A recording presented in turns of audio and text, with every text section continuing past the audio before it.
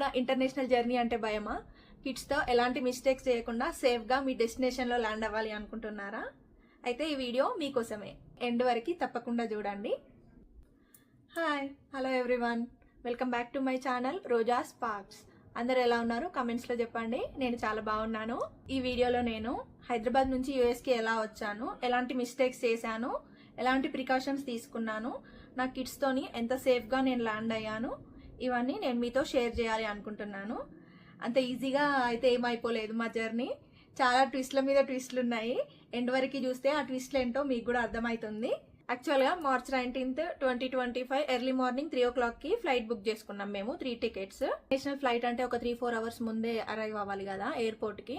కానీ ముందు రోజు మేము ట్యూస్డే అని 12 తర్వాత జర్నీ స్టార్ట్ చేసినాం. మేము వెడ్నెస్డే స్టార్ట్ అయిన తర్వాత మా జర్నీని స్టార్ట్ చేసినాము. నైట్ 12:30కి అట్లా స్టార్ట్ అయినాము. ఎయిర్పోర్ట్ చేరుకునేసరికి 1:30 అట్లా అయింది. అప్పటికే చాలా లేట్ అయిపోయింది. నేను ప్రాపర్ సెండ్ ఆఫ్ కూడా ఇవ్వలేకపోయాను మా ఫ్యామిలీకి. ఫాస్ట్గా వెళ్ళిపోయినాము మేము.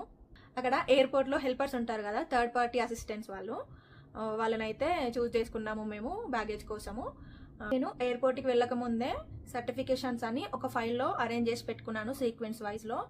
ఎక్కడ యూజ్ అవుతుందో ఏంటో తెలియదు కదా మనకు, అందుకే నేను అన్ని ప్రాపర్గా సెట్ చేసి పెట్టేసుకున్నాను ఒక ఫైల్లో. ఎంట్రెన్స్లో పాస్పోర్ట్ అండ్ ఐడి కార్డ్ అవన్నీ చూపిస్తే, టికెట్స్ చూపిస్తే లోపలికి పంపించేస్తారు కదా.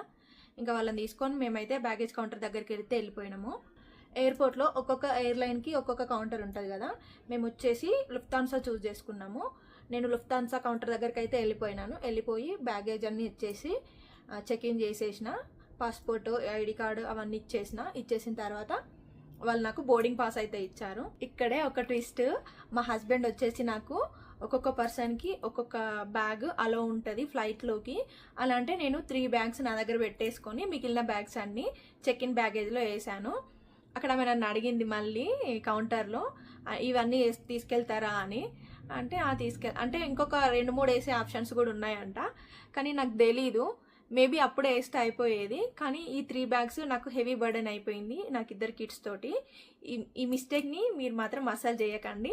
వెళ్ళే ముందే అక్కడ అన్నీ కన్ఫర్మ్ చేసుకొని వెళ్ళండి. నాకు లేట్ అయిపోయింది, అప్పటికే ఫైనల్ కాల్ వచ్చేసింది అని నేను ఫాస్ట్గా ఇంకా వెళ్ళిపోయాను. ఇక్కడ చెక్ ఇన్ కౌంటర్లో అంత ప్రాసెస్ అయిపోయిన తర్వాత ఇంకా థర్డ్ పార్టీ అసిస్టెంట్స్ వాళ్ళ టైం అయితే క్లోజ్ అయిపోద్ది. ఇంకా అక్కడికే వాళ్ళని స్టాప్ చేసేసిన తర్వాత ఇంకా మనమే అంత ప్రాసెస్ అంతా కంప్లీట్ చేసుకోవాల్సి ఉంటుంది. పార్టీ అసిస్టెంట్స్ తీసుకున్నా అని చెప్పాను కదా, అతను వచ్చేసి నాకు బాగా హెల్ప్ చేసిండు. నా చేతిలో ఉన్న ఫైల్ తీసి ఆయనే బ్యాగ్లో పెట్టిండు. నాకు ప్రాబ్లం అవుతుంది 2 kidsతోని అని. ఇది గుర్తుపెట్టుకోండి, నేను లాస్ట్లో చెప్తాను దీని గురించి. ఇక్కడ ఒక ట్విస్ట్ ఉంది. కౌంటర్ తర్వాత మేము వచ్చేసి ఇమిగ్రేషన్ కౌంటర్కి అయితే వెళ్ళాము. ఇది ఓన్లీ ఇంటర్నేషనల్ ప్యాసింజర్స్కి మాత్రమే. ఇక్కడ passport, visa and boarding pass ఈ 3 చూపిస్తే వాళ్ళు మనకు స్టాంప్ వేసి ఇస్తారు ఆఫీసర్ అతను. కానీ ఇక్కడ క్యూ చాలా పెద్దగా ఉంది. దాదాపు ఇంటర్నేషనల్ ఫ్లైట్స్ అన్నీ ఎర్లీ మార్నింగే ఉంటాయి కదా, అందుకే క్యూ చాలా పెద్దగా ఉంది. ఒక 1 hour అయితే నేను క్యూలో వెయిట్ చేసిన, కానీ నాకు అప్పటికే టైం అవుతుంది ఫ్లైట్ కోసము. ఈ 1 hour పీరియడ్లో మా కిడ్స్ 2 చేసిన రచ్చ అంతా ఇంత కాదు. కరెక్ట్ మా స్లాట్ వచ్చే టైంకి మా బాబు వెళ్ళి వాష్రూమ్లో ఉన్నాడు. ఇంకా నేను ఫాస్ట్గా వెళ్ళి వాడిని తీసుకొని వచ్చి ఇంకా మా స్టాంపింగ్ ప్రాసెస్ అయితే కంప్లీట్ చేసేసుకొని లోపలికి వెళ్ళిపోయినాము. నెక్స్ట్ వచ్చేసి సెక్యూరిటీ చెకింగ్. ఇక్కడ అసలు సిసలైన కథ స్టార్ట్ అవుతుంది. నేను ఇన్ని రోజులు రీల్స్లో చూసి అంతెందుకు భయపడతారు, అంత అవసరమా, భయపడాల్సిన సీన్ ఉందా అక్కడ అని అనుకున్నాను నేను. కానీ నిజానికి అక్కడికి వెళ్తే ఫుల్ భయం వేస్తుంది. అక్కడ నాకు ఫ్లైట్ టైం అవుతుంది, మా కిడ్స్ చెప్పిన మాట వింటలేరు, అసలు ఏం చేయాలో అర్థమవుతలేదు. సెక్యూరిటీ అతన్ని రిక్వెస్ట్ చేశాను. నాకు ఫైనల్ కాల్ వచ్చేసింది లుఫ్తాన్సా ఎయిర్లైన్స్ది, నేను వెళ్ళాలి అంటే చాలా మందిని ఆపేసి ముందైతే మమ్మల్ని పంపించేసిండు. బ్యాగ్స్ అన్నీ తీసేయడము, పర్సులు పెట్టడము, అవన్నీ తీసి ఒక్కొక్క ట్రే తీసుకొని అందులో వేయడము, ఈ గ్యాప్లో మా వాళ్ళు చేసే రచ్చ, ఇవన్నీ అసలు చెప్పలేను నేను. అంత ఫుల్ టెన్షన్ అయిపోయింది నాకు. మొత్తానికి సెక్యూరిటీ ప్రాసెస్ అయితే కంప్లీట్ అయిపోయింది మాది. అయిపోయిన తర్వాత ఇంకా ఫైనల్ కాల్ చేస్తూనే ఉన్నారు లుఫ్తాన్సా ఎయిర్లైన్స్ వాళ్ళు. ఇంకా మమ్మల్ని చూసి డైరెక్షన్స్ అయితే చెప్పిండ్రు వాళ్ళు మాకు, ఇలా వెళ్ళాలి అలా వెళ్ళాలి అని. మేమైతే ఫాలో అయినాము. నాకు అప్పటికే ఫుల్ టెన్షన్ అవుతుంది, ఏంటి అంత జర్నీ లేట్ అవుతుంది, మిస్ అయితే ఫ్లైట్ ఎట్లా ఏంటి అని అన్నీ రన్ అయితేనే ఉన్నాయి. ఈ రన్ చేసే ప్రాసెస్లో మా బాబు ఒక 2-3 times పడిపోయిండు. యాక్చువల్గా మాకు 2-3 బ్యాగ్స్ ఉన్నాయి, స్వెటర్స్, హ్యాండ్ బ్యాగ్స్. దానికి తోడు మా పాప ఇంకేం పట్టుకొని నేనేం పట్టుకోను అంటే అన్నీ నేను మా బాబు ఇద్దరం కలిసి అడ్జస్ట్ చేసుకుంటా పట్టుకొని ఇక్కడ నుంచి ఫ్లైట్ వరకు మోసుకుంటా వెళ్ళిపోయినాం మేము. ఇంకా మొత్తానికైతే పడుకుంటూ లేచుకుంటా ఫ్లైట్లోకి అయితే వెళ్ళిపోయినాము. నిజానికి నా దగ్గర ఫుటేజ్ అసలు లేదు, నేను అప్పుడు తీసుకోలేదు. ఈ టెన్షన్లో పడి ఇంకా వీడియో తీసుకునేటట్టు కూడా ఉంటుంది ఆ సిచ్యువేషన్. మనకి అది చెప్పలేము ఆ సిచ్యువేషన్ని. నేనైతే అసలు ఊహించలేను కూడా. మళ్ళీ ఇద్దరు కిడ్స్తో అంటే ఫుల్ కష్టం అయిపోయింది నాకైతే ఫ్లైట్ ఎక్కేంతవరకు. ఇంకా ఇక్కడ మాకు ఫ్లైట్ ఎక్కేప్పుడు కొంచెం టైం అయితే దొరికింది. ఈ గ్యాప్లోనే నేను ఈ వీడియో ఒకటి తీసుకున్నాను. ఎయిర్పోర్ట్లోనే ఒక పెద్ద ట్విస్ట్ అయిందిరా బాబు అని అంటే, ఫ్లైట్ ఎక్కిన తర్వాత ఇంకొక పెద్ద ట్విస్ట్ అయింది. అది చెప్పాలంటే చూస్తూనే ఉండండి. ఇంకా ఫ్లైట్లోకి వెళ్ళే ముందు అయితే బోర్డింగ్ పాస్ స్కాన్ చేస్తారు. స్కాన్ చేసి మనల్ని లోపలికి అయితే పంపిస్తారు. మేము ఏదో అట్లా వెళ్ళిపోయినాం తెలియకుండా. మొత్తానికైతే వెళ్ళి సీట్స్లలో ఆరామ్సేగా కూర్చున్నాం మేము ముగ్గురము. ఇంక ఇప్పుడు స్టార్ట్ అయింది అసలు సిసలైన ట్విస్ట్. ఫస్ట్ ఫ్లైట్ జర్నీ వచ్చేసి 10 hours Hyderabad to Germany Frankfurt ఎయిర్పోర్ట్లో మేము ల్యాండ్ అవ్వాలి. ఓవర్ ఒక 2 hours పీరియడ్ అట్లా ఉంది మాకు.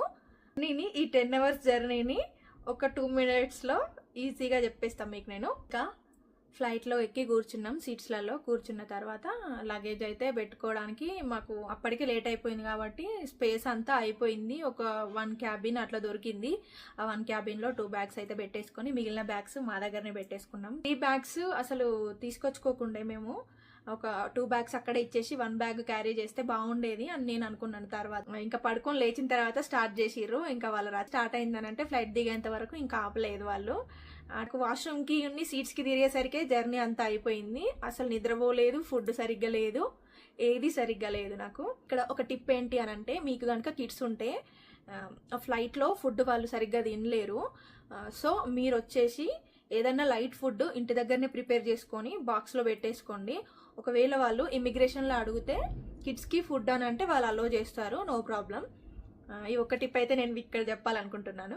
ఎందుకంటే నాకు తెలియకుండా నేను ఏ ఫుడ్ అయితే తీసుకురాలేదు. మా కిడ్స్ అయితే అసలు ఏం తినలేదు 24 hours. మొత్తానికి వాళ్ళ కడుపు అయితే మొత్తం ఖాళీ ఉండే 24 hours మొత్తం. ఒక టిప్ అయితే మీరు ఫాలో అవ్వండి కిడ్స్ ఉంటాయి. ఇన్ కేస్ ఇంటర్నేషనల్ ఫ్లైట్స్లో పెట్టే ఫుడ్ మనం అసలు సరిగ్గా తినలేము, అంటే అది మనకు అలవాటు కూడా ఉండదు. మేబీ నా ఫస్ట్ టైం జర్నీ, మనం ఎప్పుడు ఇంటర్నేషనల్ ఫ్లైట్స్లో జర్నీ చేయం కదా. మొత్తానికైతే ఒక 1/2 hour 1 hour అట్లా నేను పడుకున్నాక వెయిట్ చేస్తూనే ఉన్నాను. ఆ జర్నీ ఎప్పుడవుద్ది అని, ఎప్పుడు ఫ్రాంక్ఫర్ట్ వచ్చేస్తుంది, నేను ఎప్పుడు దిగాలి అని. మొత్తానికైతే ఒక 10 hours జర్నీ కంప్లీట్ అయిపోయింది. అన్ని సీస్ అన్నీ చూస్తూనే ఉన్నా. మ్యాప్లో మనకు చూపిస్తుంది కదా, అవన్నీ చూసుకుంటా ఏదో అట్లా టైంపాస్ చేసుకుంటా ఉన్నా, ఆ స్క్రీన్ని చూసుకుంటా. కానీ అందులో మనం చూడడానికి అయితే ఏముండే అంతే పెద్ద ఇంట్రెస్టింగ్గా. మొత్తానికి ప్రాసెస్ అయితే అయిపోయింది, జర్నీ ప్రాసెస్. 10 hours ల్యాండ్ అయ్యే టైంకి మనం ఆల్టిట్యూడ్లో ఉంటాం కదా, హై ఆల్టిట్యూడ్లో ఉంటాం కదా. కిందికి దిగేసరికి చెవిలో పెయిన్ లాగా వస్తుంది. కిడ్స్కి అయితే ఇంకెక్కువ వస్తుంది. నాకు కొంచెం వచ్చింది, కానీ మా పాపకైతే బాగానే వచ్చింది. పాప మేడ్చేసింది. మీరు కనుక పెద్దవాళ్ళైనా చిన్నవాళ్ళైనా సమ్ కాటన్ ఏదైనా ఉంటే, కాటన్ లాంటిది ఏదైనా ఉంటే క్యారీ చేయండి. లేదంటే ఇట్లా ఉంటాయి కదా పెట్టుకునేటివి, హ్యాంగర్స్ లాంటివి సంథింగ్, అవి అయినా క్యారీ చేయండి. మేము అవి పెట్టుకున్నాము, కానీ అయినా కూడా మాకు ఆ పెయిన్ అయితే వచ్చింది. ఇంకా మొత్తానికైతే సేఫ్గా మేము జర్మనీ ఫ్రాంక్ఫర్ట్ ఎయిర్పోర్ట్లో ల్యాండ్ అయిపోయినాము. ఇప్పటికే ఈ వీడియో లెంత్ చాలా పెద్దగా అయిపోయింది. ఇంకా మా నెక్స్ట్ జర్నీ ప్రాసెస్ వచ్చేసి నెక్స్ట్ వీడియోలో చూద్దాము. మీకు కనుక ఈ వీడియో నచ్చితే please like, share and subscribe my channel Roja sparks.